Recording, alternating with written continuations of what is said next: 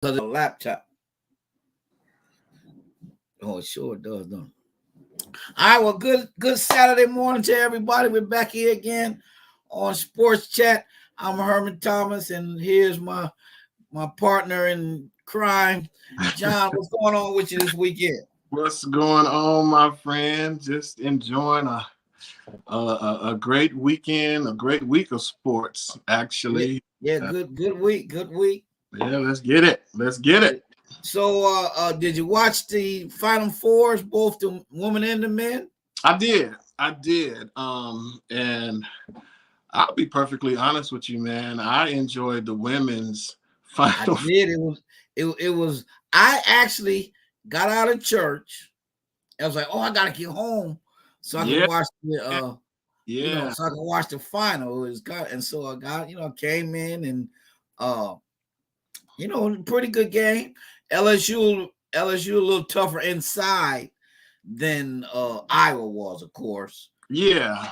And I think that made the difference because they fouled out like almost all of their frontline people. Oh yeah, I mean, now let's before we go any further, the officiating was absolutely horrible. Absolutely.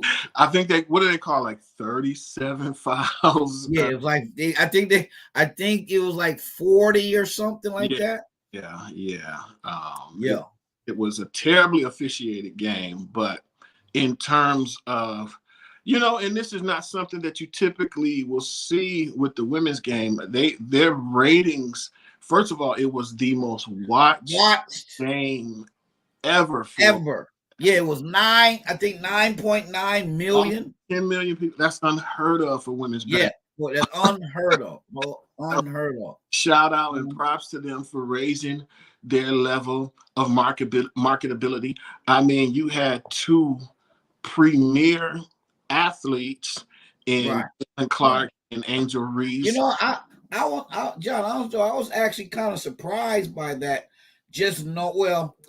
I've watched, the women's tournament before. I mean, there's been other stars, but I guess the anticipation, and I guess people were tuned in. I mean, it speaks for itself. Me personally, I was looking forward to that South Carolina LSU matchup for two reasons. Yeah.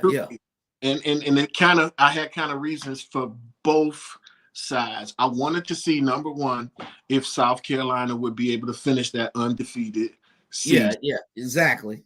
And then two, the crazier part about it is that LSU was 33-2. And their own two losses were to South Carolina. So there were so many plot lines and storylines for that to happen. Yeah. And so, the girl, I think that would have been, that would have been great too, right? Because as they say, it's hard to beat a team 3 times. Yeah. And then plus would have been for the championship. Yeah. So you beat us twice. And now, if they would have met the third time, and that would have been high drama as well. But Caitlin Clark had other plans, man, and she had other plans. Was right into that championship game. Now, so let's get to the big thing of the week, because this led all sports news the day after, so as a sports guy, all right, street basketball player, backyard, a male, right? What's your take on trash talking? It's trash talk. I mean, this isn't hardly like, and I don't know if it, and I'll be perfectly honest with you, I think it brought a lot of attention to the women's game that probably wouldn't have been there if that hadn't. You're right. Think about it. How many times have shows like First Take and Undisputed and all of these other shows have led off with women's basketball? You know what I'm saying? Next to none. None. And so, we're sports chat and we're leading off with it. So what does that tell you? Yeah. I mean, and so I think it only will grow the women's game, especially if you get personalities like that and rivalries and things. I loved it. It was great. Yeah, I think it was great. One, like I said, one, it brought attention, right? First of all, you had 9.9 million viewers beforehand. Prior to that evening. Prior to this happening at the end of the game. Absolutely. Right? And two, the main thing about it is there is a rule for taunting. Right? And so they didn't call a tech. No, they didn't. And I don't think they should have. I don't know. For what? Listen, it was if people were more upset about it than Caitlin Clark would. She wasn't upset about it at all. Even upset. But you can't. She can't be upset. The old saying, "What's good for the goose is good for the gander." She didn't strike me as something. Take it or had a negative. It was part of the game. I didn't have a problem when she did it, and I didn't have a problem when Angel Reese did it. Right. So it's all good. Me either. We're talking about women's basketball. It's all good. We're talking about women's basketball. All good. Stephen A. Smith is talking about women's well, the sad part about it is two things. All right. The narrative is that racism exists, right? Sure. South Carolina, who has the black female coach, right? Majority black team, right? They were rugged, tall, tough, beat you up inside. They're called thugs. Sure. Right? They've called Angel Reese a thug, ghetto, all these type things. And so now she does this.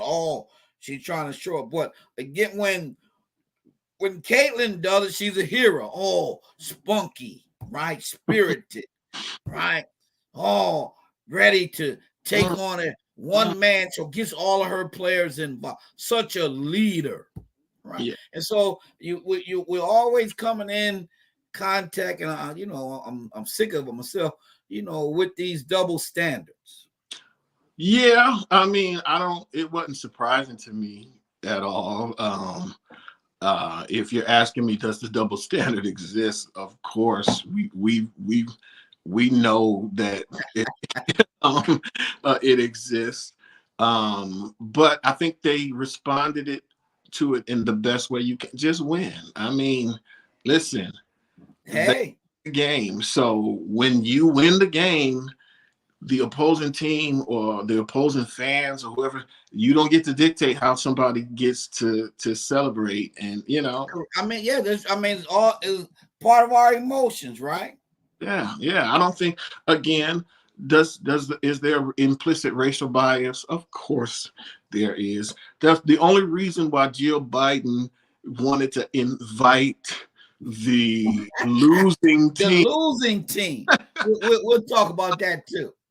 Do I believe Jill Biden was being overtly racist? Absolutely not. But I just think there is an implicit bias that a lot of people have, and it came out in a situation like that. She felt sorry for those girls, and them to not be. Yeah, I seriously doubt if LSU would have lost it, she would have invited them as well. But we'll never know, so we can speculate. But that's just my take on it. I see Lady Grace's comment, and she says she would have respected Caitlin more if she would have just said, "Hey, I have no problem with it because I do it too." And yeah, she could have stated that. Yeah, could she have gone further in it? I don't necessarily. I kind of went back. I think it was against Louisville when she did. She did that, and I think. Well, and remember in that same game, she told the girl, "Y'all down by 15. Shut up." And I think part of the difference is that Caitlin Clark was actually responding to somebody. I don't know if she necessarily initiated that trash talk. Right. It was said in response, which is a little different than Angel Reese, because Angel actually went after her. Yeah. At the end of the day, it's all the same. It's all trash talk. I have no problem with either side. I mean, if you want to talk about, if people want to make it a white versus black thing, listen, you didn't have a bigger trash talker in NBA history than Larry Bird. Correct. You know what I'm saying? It's funny you say that. I was I was watching the All the Smoke podcast, and they had Isaiah Thomas on there. And Isaiah said they're playing against the Celtics, and at the time it was Isaiah. This was prior to the Bad Boy team. They had Isaiah, Kelly Tribuca, and Kent Benson. That Piston squad. So he said, doing warm-ups, he said Bird comes up to him and said, "Hey Z, who covered me tonight?" And so he said he told him, I don't know, might have been Kelly Tribuca because he was a small sport. He go, "You ain't got no brother." You know what I'm saying? You see what I'm saying? Right. And then they probably walked and laughed it off. And you know what I'm saying? So it's part of the game. It's the unwritten rules of the game.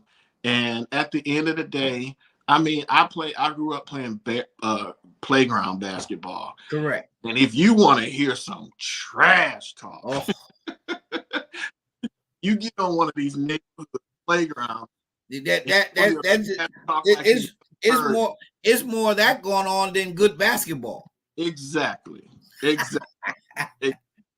And so for me, it was all in great fun. I'm gonna be honest with you. Part of me almost feels like they planned it, because we're a week later talking about still talking. Well, that's only because we just come on Saturday. We're not on every day. I'm just saying. But we have to cover it because it was such a, it was such an impactful. You know what I mean? It was a huge deal, and I just think it'll ultimately grow the game. Both players, I believe, are coming back. Yes, they come back next year. Yeah, they'll both be back. Caitlin will be a senior, and Angel's only going to be a junior. Yeah. And I just read somewhere she says she's in no rush. She's in no hurry to get. Did you hear what she really said? Yeah, she said she's making more money than a lot of people. She said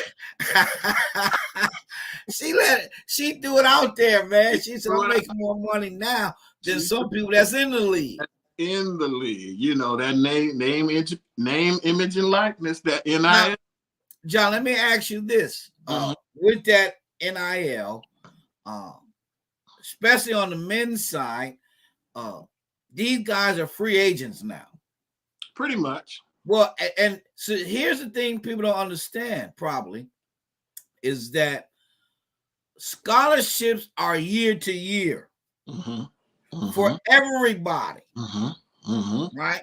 A lot of people think, when they hear the word full ride, right?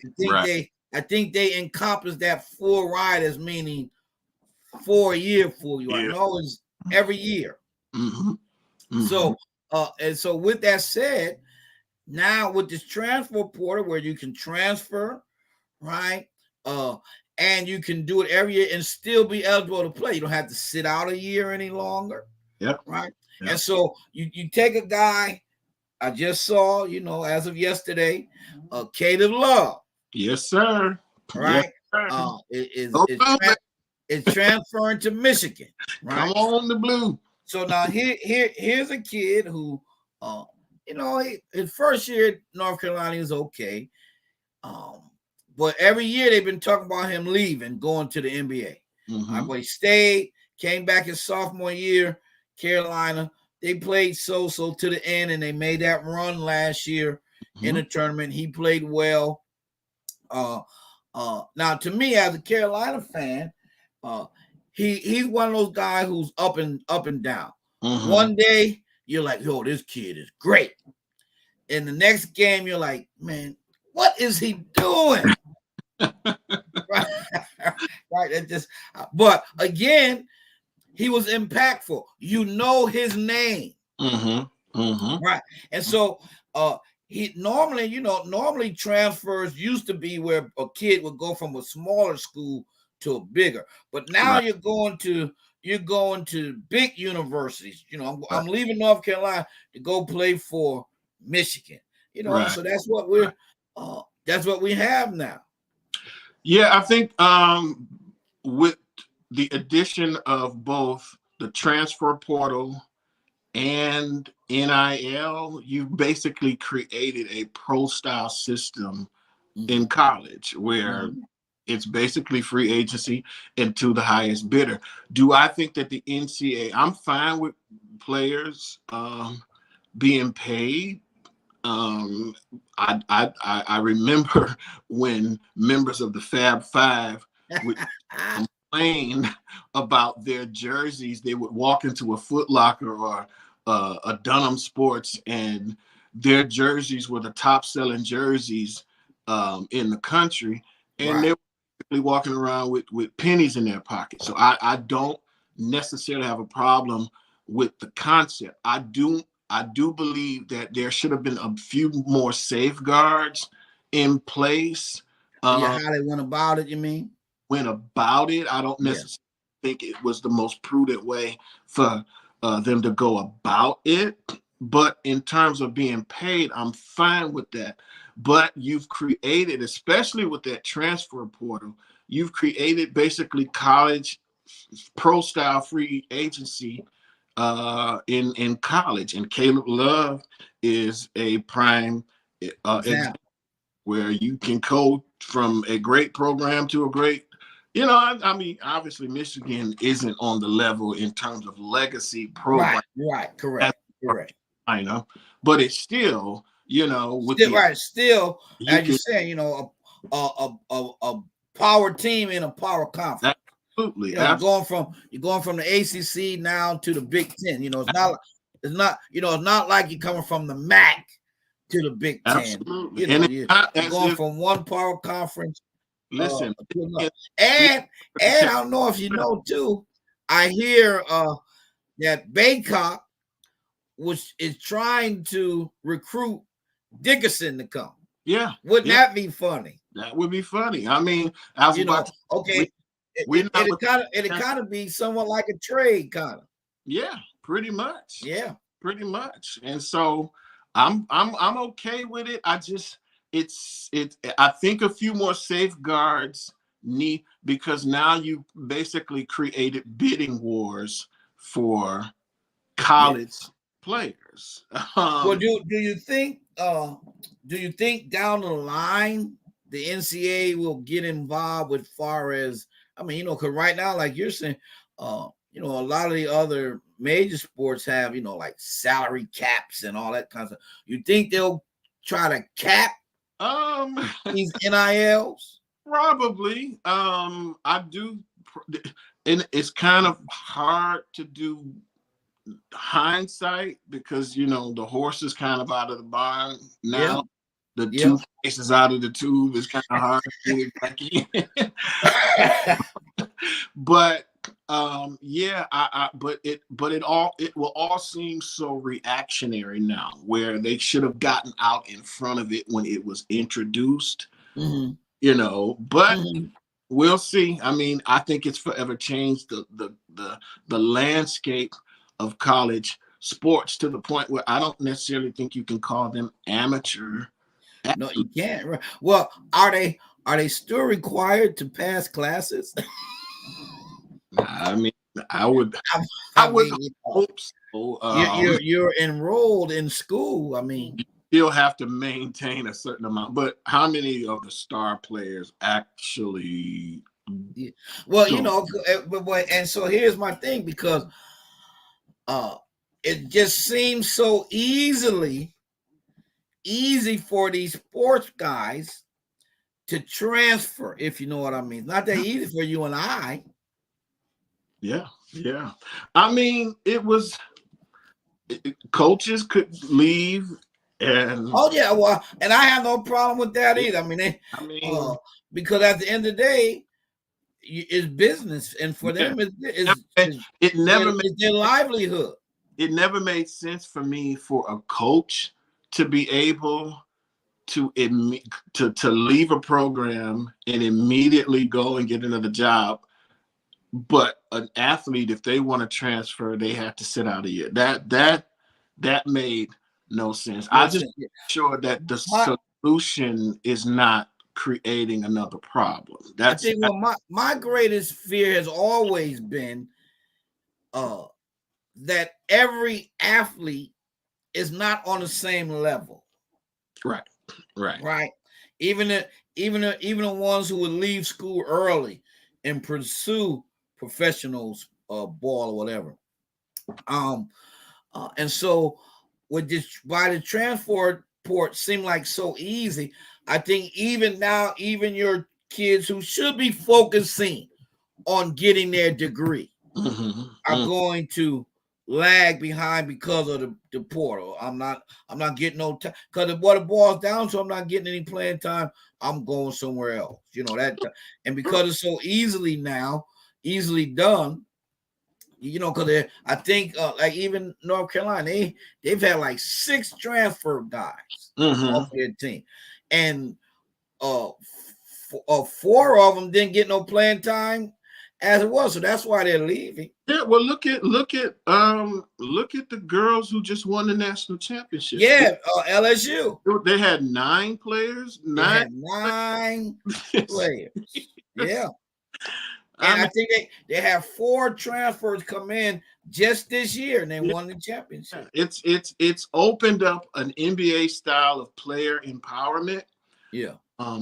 I don't know exactly how I feel about that, because I do think there should be a clear distinction between professional and amateur athletics, but the NIL and the transfer portal has kind of blurred those lines Mm-hmm. of what constitutes a I, professional athlete. I And I so, will say, especially for the women, though, it's kind of good for them even because most of your male uh sports have minor leagues or mm-hmm, some mm-hmm, semi type pro, where the mm-hmm, women all they really had is overseas.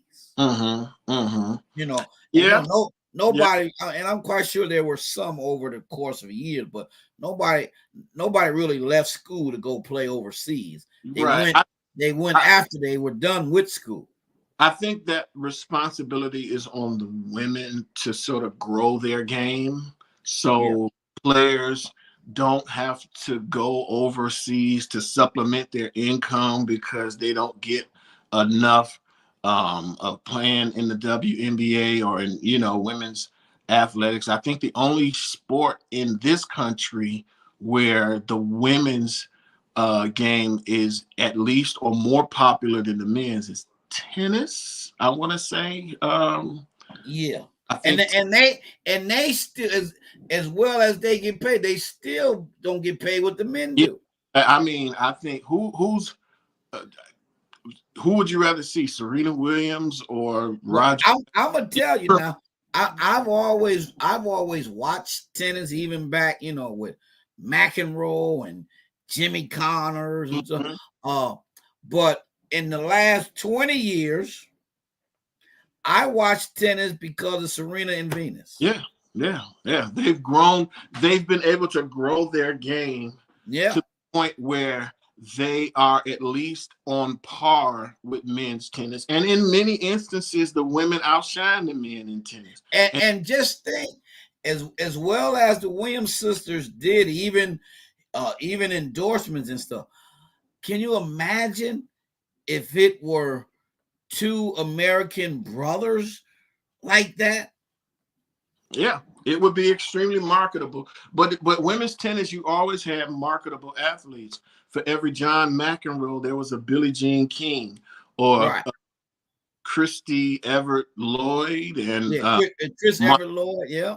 Martina Navratilova. You know, they've always had somebody. Yeah, they've always had those superstar athletes, and I think do I believe that the WNBA will ever be as big as the NBA? Probably not. Not. I do think they can do more to grow their game and market their. I think that the problem is that the NBA runs it. Yeah. So they're only going to do too much because they don't want to up and beat out their NBA. Yeah. As long as the NBA is subsidizing that league, they're going to be seen as a sort of offshoot, off-brand. Correct. It would be great if they could stand on their own. Yeah. Now, if they can get to that point, I think it'll be fantastic for them. Yeah, but we'll see. But steps like this women's tournament, I think it'll do wonders to grow the women's game. I've always watched, but I'm more of a diehard sports fan. Yeah, right. The key to the growth of any sport is to attract those casual who don't watch all the time, and that's the key. If they can do that, then they can like I said, Brittany Griner would have never been in Russia. If she was doing well over here, comparable living in WNBA, she would have never had to go to Russia to play. So right. Well, and too, I guess with the NBA in any sports they make all this money, but then again too, it's what you do with that money. And so that's vital as well, because again, these are young people. I could not imagine being 21, 22, 23 and making millions of dollars. I mean, I'm quite sure I would have done a lot of wasteful things. I mean, I couldn't imagine it with it now. Let alone then, But great game. Great. Like I say, the men's game, I never really, and I know we're almost out of time, but the men's championship was, I never thought that San Diego, even when State made that run, to get it to 5, I never felt like they were ever truly a threat. So it was. And here's the thing: UConn got on a great. Well, they were great in all 6 of their games. Second half of the first game, because Iona played them the best. Yep. For one half, anyway. Yeah, for one half. But they tore. Once they got in gear, they just rolled on it because they too big, too strong inside. Right, too big. They had every aspect. Right. They had the big. They had the athletic guard. They had the point guard. So everything clicked for them at the right time. And that big 7-foot guy that was so they didn't have a chance. But that's all I'll have to say about the men's game. They played well. So next week I'll be in New York, but we'll try to come on. We'll see. Okay. But again, we want to thank everybody that's been tuned in with us and watching. This is Sports Chat. I see Larita out there again. Larita, good morning to you, dear. Grace was on. Sandra popped in when we first started. And so we want to thank everybody from coming in and watching us here on Sports Chat. John, you got any parting words? No. We'll probably delve into a little NBA. The playoffs are getting hot, getting ready. Now, to me, I will say in my opinion, NBA playoffs is the best basketball around. I would playoffs. I would agree with the playoffs. The season can be a little ho-hum, but long and it's kind of long and drawn out. Now, if we want to, now we can talk about what the greatness of each sports playoff. I'll be perfectly honest with you, and I'll say this, and I know we're getting ready to go. As far as playoffs go, I'm not a huge baseball guy during the season because it's so long. Yeah. But I love playoff baseball. The playoff baseball. I love playoff baseball. For me, it's gut wrenching because because I like baseball, so I like the nuances. I'm watching the pitcher, but like what you just said though about the playoff, because every pitch in the playoffs counts. And the intensity level, the level goes up even higher. That's where you see the strategy: when to bunt, when not to bunt, when to steal, when not to. So I think this year with the new rules they have, it's going to be even more pitch count. Pitch count. You can't gotta be in the box, or it's just going to add something crazy is going to happen. This October when it comes to those new rules. I'm rolling with the Braves this year. I think this is Atlanta's year. You think so? They just won it year before last. Yeah, that's all right. I think this is their year this year. All right. We'll see. All right. Well, we're gonna say farewell to you for this Saturday, John. See you next time on SportsChat. Take it easy. Yes, sir.